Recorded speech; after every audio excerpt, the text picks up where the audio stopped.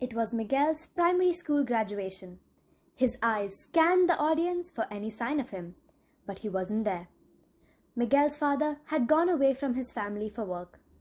I guess for Miguel he was like Santa Claus, coming over only once a year. As a child, Miguel used to gleam with excitement when he would see his father, always rushing to give him a big hug. He would hope that his father would take him out to all the fun places he had told him about. But funny enough, the pictures of people with tools and helmets never seemed like Disneyland. Months had quickly faded into years, and Miguel's 18th birthday had arrived. He didn't expect much anymore, but he had hoped for his father to arrive like the superhero he'd once thought he was. Unsurprisingly, he didn't show up. As Miguel grew up, he grew impatient. His longing for his father's presence ceased to exist. Miguel one day is shopping with his own children and sees a familiar face, his father's old friend walking towards him with a warm smile. He says, "Your father Antonio wanted you to have this," and hands over Antonio's journal. The journal that was his only shoulder to cry on when he was away from his family. Miguel hurriedly opens the yellowed pages of the book to see his father's writing.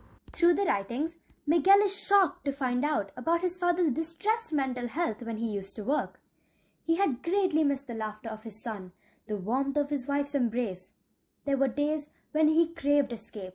Miguel's father had never really complained about any of the harsh conditions he had to face, and at the end of each day, no matter how sore his hands were from lifting heavy materials, or how much his back ached from the wrath of his bunk bed, he would always write a letter to his son. Carved into the parchment papers lay the words, "My dear son, my only wish is to embrace you and feel your warmth. The heater is on, but my body feels cold and numb. I hope I'm still your superhero."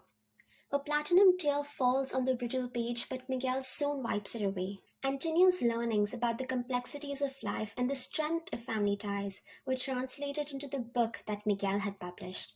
It was the only way he could reminisce about his late father's presence while spreading awareness about the millions of migrant workers whose situation remained unknown to the eyes of the public.